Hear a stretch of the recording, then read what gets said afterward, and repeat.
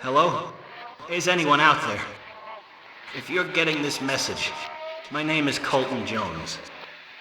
I'm the leader of Camp 43 in White Forest. We've had an incident, and we need your help at once. If you can spare anyone, please send them our way. I don't know how much longer we can last. Jones out.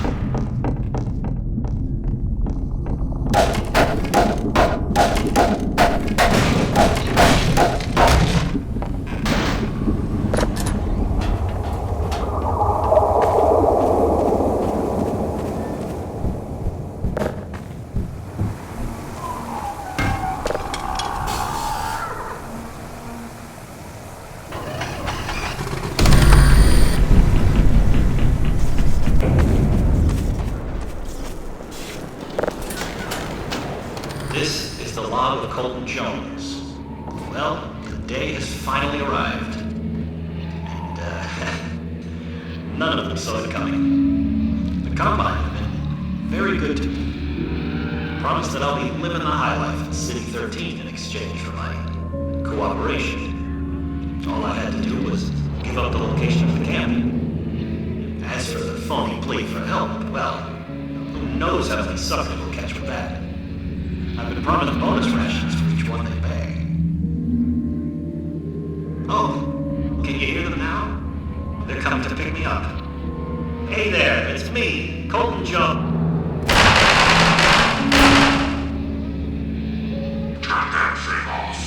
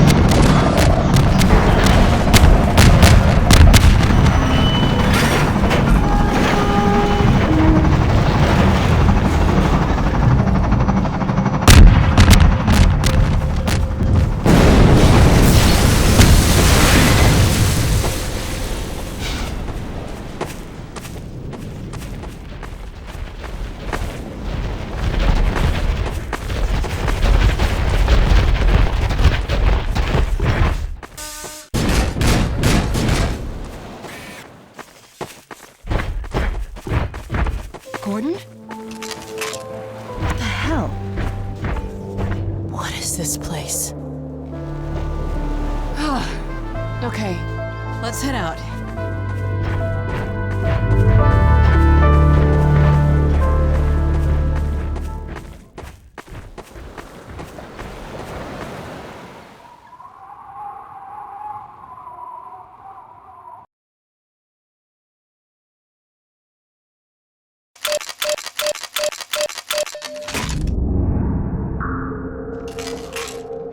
An AR-2 before?